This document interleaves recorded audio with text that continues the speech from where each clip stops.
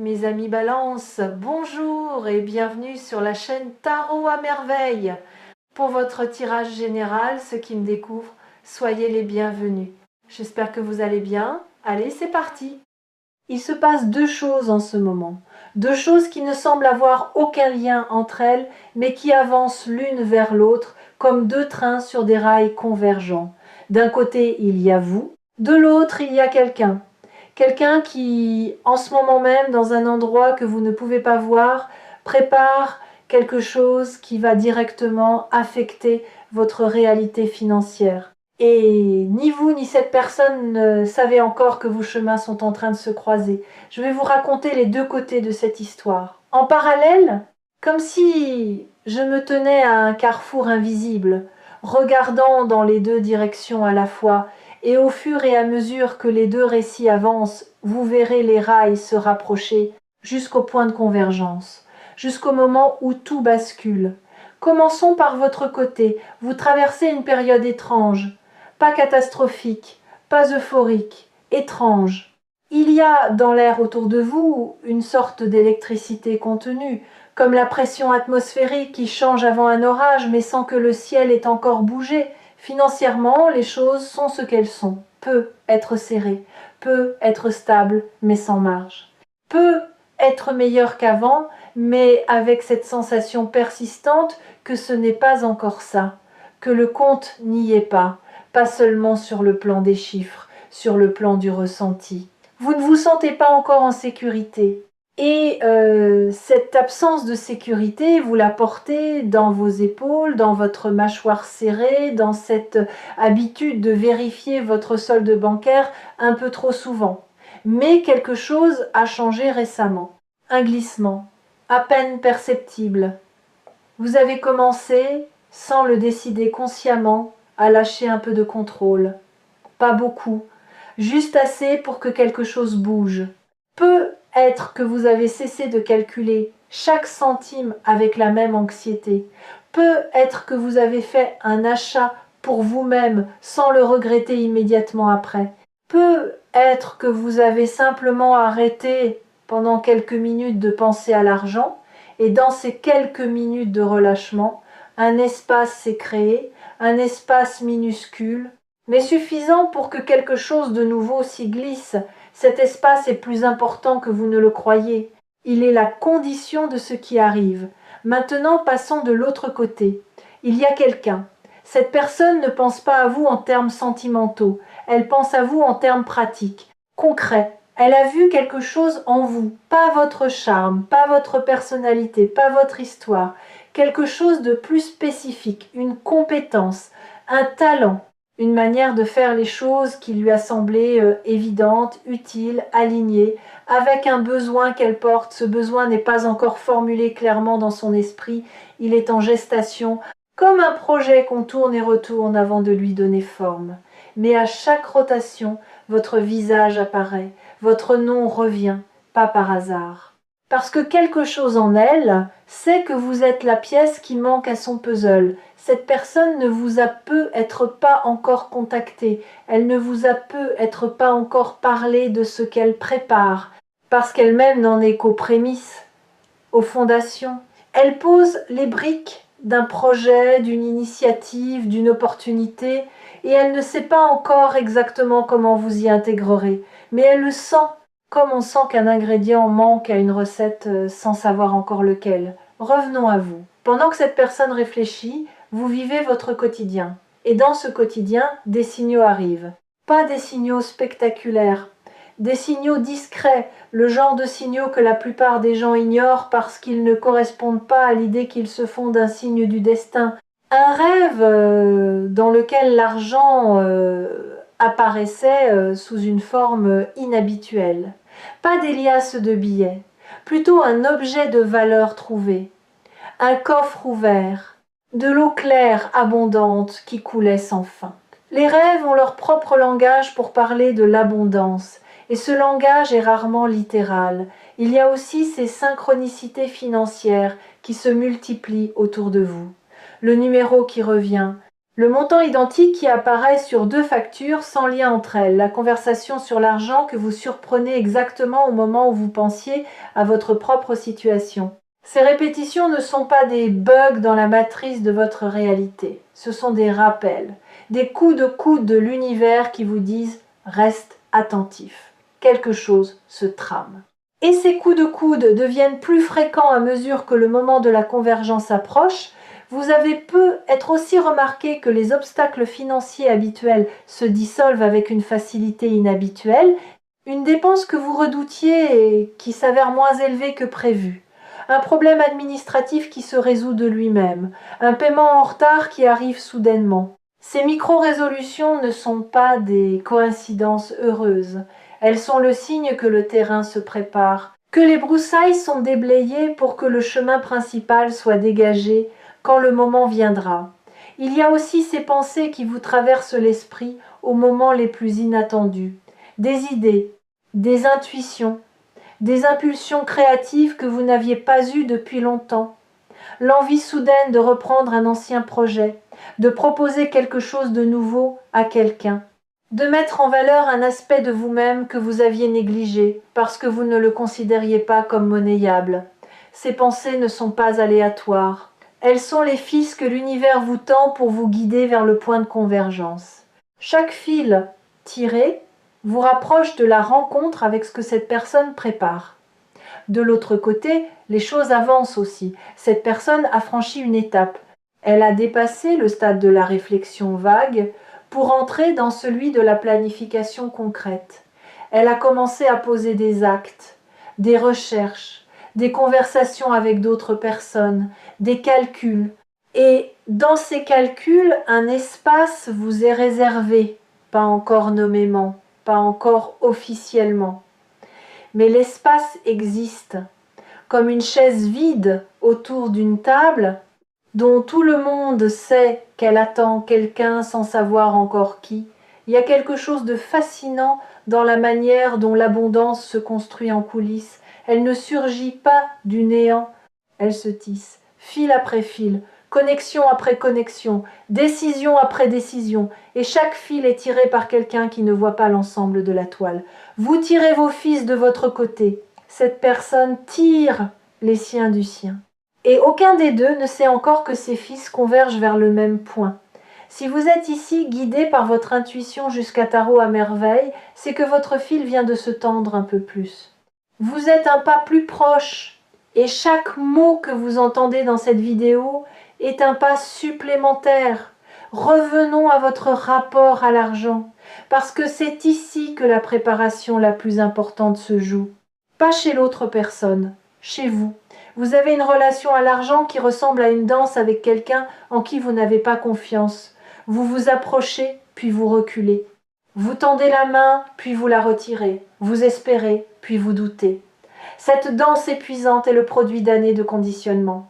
On vous a appris, explicitement ou implicitement, que l'argent était dangereux, pas au sens physique, au sens moral, que le désirer était suspect, que l'avoir en abondance était réservé aux autres, aux chanceux, aux manipulateurs, à ceux qui ont des contacts, et que vous, avec votre honnêteté, votre simplicité, votre refus de jouer le jeu des apparences, vous étiez condamné à avoir juste assez, jamais trop, jamais le surplus qui permet de respirer. Décortiquons cette croyance parce qu'elle mérite d'être regardée en face.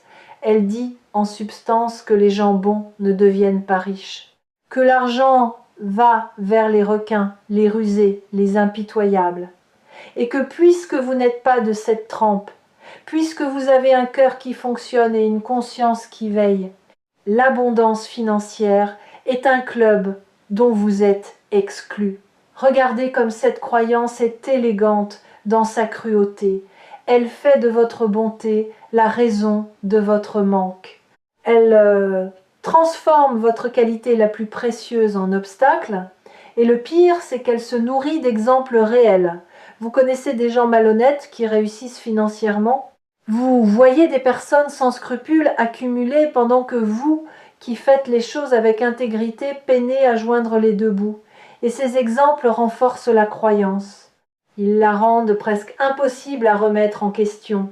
Mais voici ce que cette croyance ne vous montre pas. Les milliers de personnes honnêtes, généreuses, profondément bonnes, qui vivent dans l'abondance, vous ne les voyez pas parce qu'elles ne font pas de bruit. Parce que l'abondance vécue avec intégrité ne se montre pas, elle ne s'exhibe pas, elle circule en silence. Elle nourrit des familles, finance des rêves, soutient des causes, sans jamais attirer l'attention sur elle-même. Ces personnes existent en nombre et elles sont la preuve vivante que la bonté et l'abondance ne sont pas ennemies. Elles sont alliées. Et c'est cette alliance-là que votre vie financière est sur le point de rejoindre. Cette croyance est une prison invisible. Et la clé pour en sortir n'est pas un changement de situation financière, c'est un changement de perception. Parce que tant que vous croyez que l'abondance n'est pas pour vous, même si elle se présente à votre porte, vous ne la laisserez pas entrer. Vous trouverez une raison de la refuser, de la minimiser, de la suspecter. Vous direz c'est pas possible, il y a un piège, ça ne va pas durer. Et l'abondance face à cette porte fermée ira frapper ailleurs. Ce qui est en train de changer en vous, c'est la serrure, pas la porte, la serrure. Le mécanisme intérieur qui décide ce qui entre et ce qui reste dehors. Et ce mécanisme est en train de se recalibrer pour accepter davantage, pour accueillir sans condition, pour dire oui avant de chercher les raisons de dire non. De l'autre côté, la personne progresse, elle a identifié plus clairement ce dont elle a besoin. Et votre profil, votre compétence, votre particularité, votre manière unique de faire cette chose que vous faites sans y penser, correspond exactement à ce besoin. Ce n'est pas une coïncidence, c'est un alignement. Le type d'alignement qui se produit quand deux personnes sont prêtes au même moment, sans le savoir, sans s'être concertées, sans même se connaître parfois. Cette personne peut être quelqu'un que vous connaissez déjà, quelqu'un de votre entourage professionnel, familial ou amical.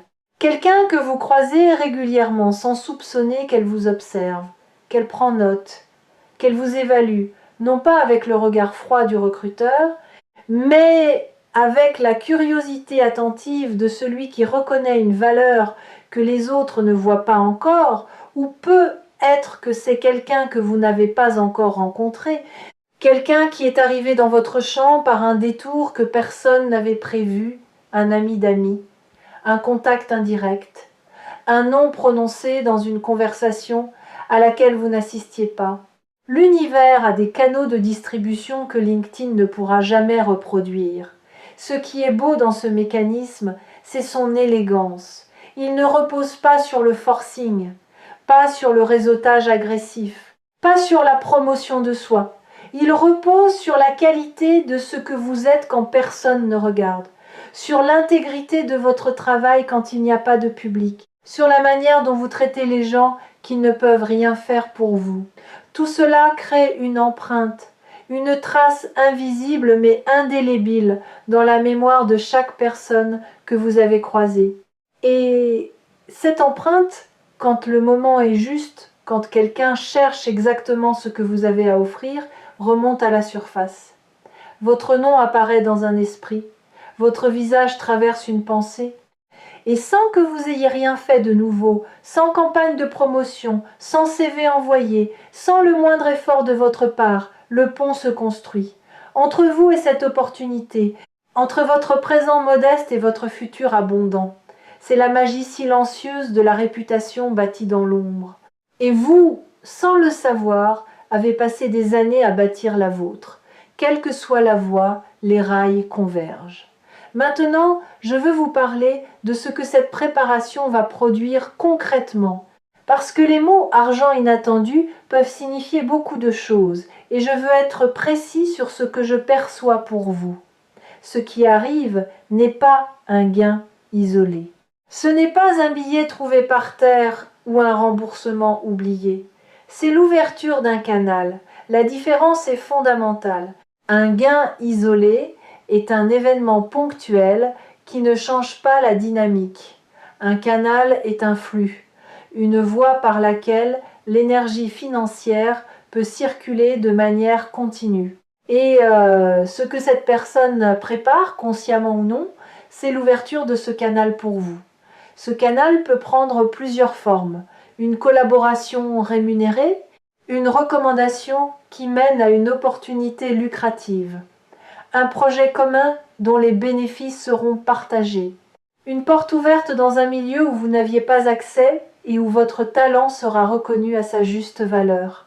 La forme exacte se dessinera dans les semaines qui viennent, mais la nature du flux est déjà définie. Il sera récurrent, pas explosif, puis silencieux, régulier, croissant. Comme une rivière qui gagne en débit au fur et à mesure que la fonte des neiges alimente sa source. Pensez à la différence que cela ferait dans votre vie. Pas un chèque unique qui vous donnerait un mois de répit avant de retomber dans l'anxiété.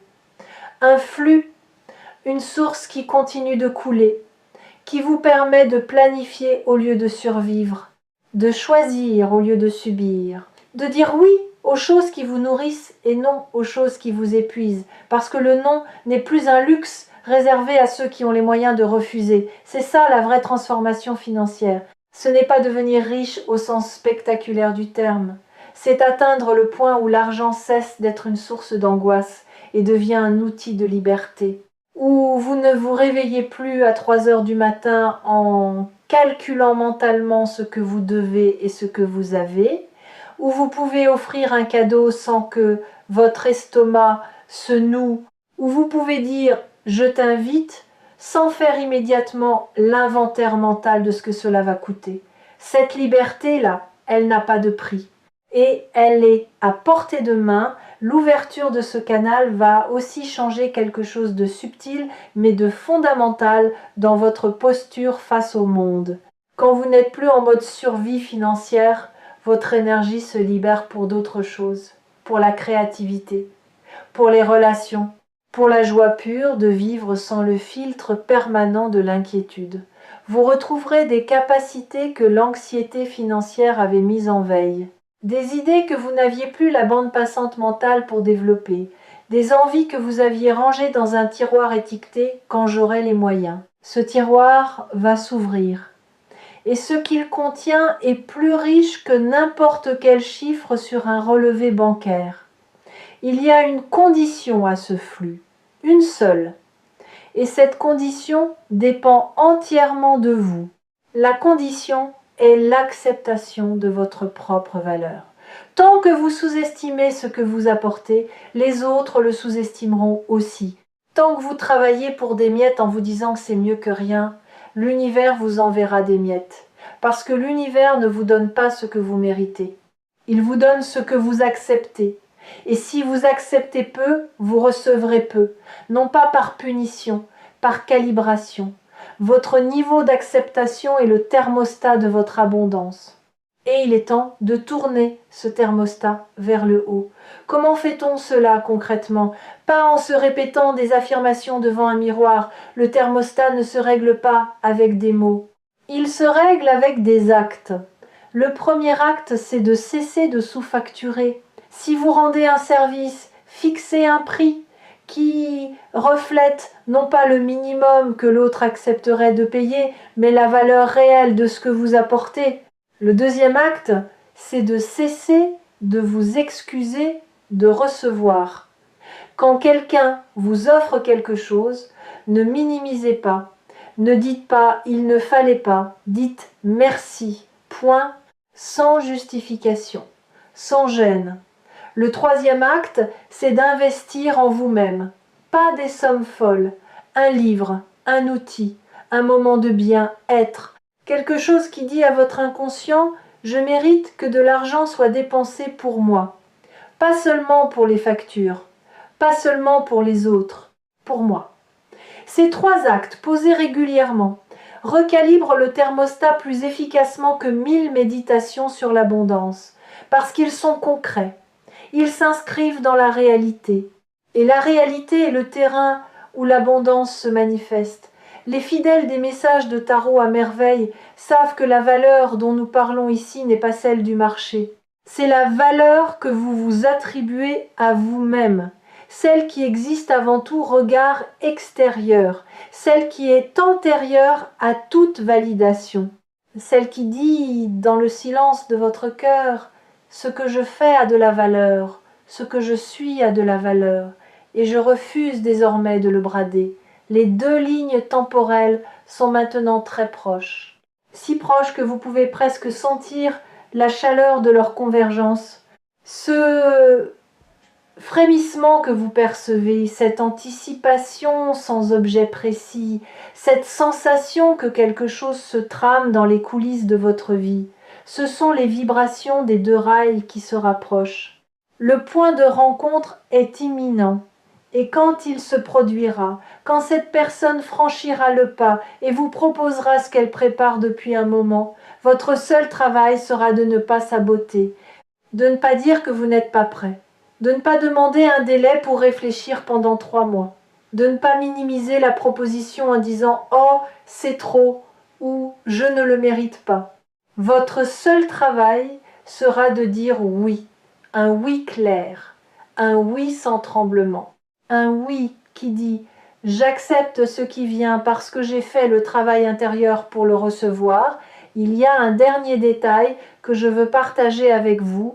Quelque chose que j'observe dans l'énergie de cette lecture et qui me semble important, l'argent qui va arriver par ce canal ne sera pas seulement de l'argent pour vous, il sera de l'argent à travers vous. Vous allez devenir, à votre tour, un canal pour d'autres. Pas de manière forcée ou sacrificielle, de manière naturelle. L'abondance qui vous traversera va toucher les gens autour de vous, votre famille, vos proches, des personnes que vous ne connaissez pas encore.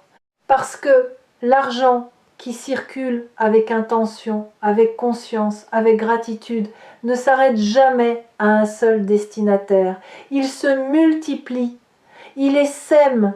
Il crée des ramifications que personne ne pouvait prévoir.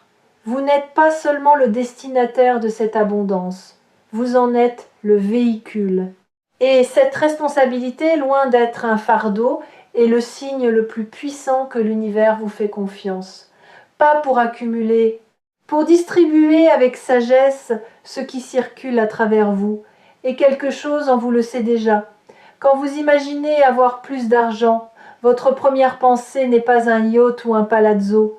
Votre première pensée est quelqu'un, un visage, un besoin que vous aimeriez combler, une personne que vous aimeriez aider, un rêve de quelqu'un d'autre que vous aimeriez financer.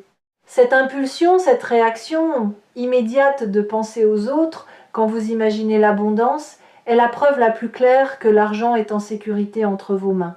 Que vous ne l'utiliserez pas pour dominer, pour vous isoler ou pour combler un vide existentiel, que vous l'utiliserez pour créer du bien.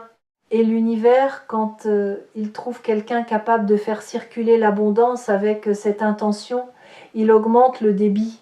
Parce qu'un canal fiable mérite plus de volume, parce qu'un cœur juste mérite la confiance des ressources. Vous êtes ce cœur, et les ressources arrivent, les deux trains sont sur le point de se croiser. Le vôtre, chargé de votre transformation intérieure, de votre nouvelle calibration, de votre volonté d'accepter davantage, et celui de cette personne, chargé de son projet, de son besoin, de cette place qui porte votre forme exacte. Le croisement sera discret, peut être un message, peut être un appel, peut être une conversation ordinaire qui prendra un virage inattendu, mais vous le reconnaîtrez. Pas par son spectacle, par sa justesse, par cette sensation que quelque chose se met en place avec une précision silencieuse, comme deux pièces de puzzle qui s'emboîtent sans forcer, sans bruit, avec simplement ce petit clic imperceptible qui dit « ça y est, c'est là, c'est maintenant, soyez prêts ».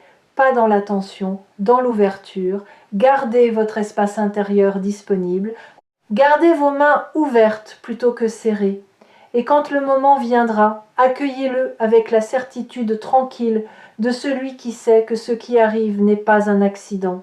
C'est la réponse à une question que vous avez posée avec chaque geste de générosité, chaque nuit de patience, chaque matin où vous vous êtes levé sans savoir comment, mais en sachant pourquoi. La convergence est en cours, et si le doute revient, revenez ici, revenez sur Tarot à merveille. Revenez à cette histoire de deux côtés qui se rejoignent. Et rappelez-vous que de votre côté, le travail est fait. Il ne vous reste qu'à recevoir ce que l'autre côté apporte. Les rails se touchent, le croisement approche, et ce qu'il porte pour vous vaut chaque seconde d'attente, chaque nuit de patience, chaque moment où vous avez choisi de continuer malgré l'incertitude. Ce croisement est la réponse que votre persévérance méritait depuis le début. Non pas parce que le monde vous devait quelque chose, mais parce que l'énergie que vous avez investie dans votre propre transformation revient maintenant sous la forme la plus concrète qui existe. L'argent arrive, la personne qui le porte est en chemin. Et vous, de votre côté, êtes enfin prêt à ouvrir la porte grand, sans hésitation, sans regarder en arrière,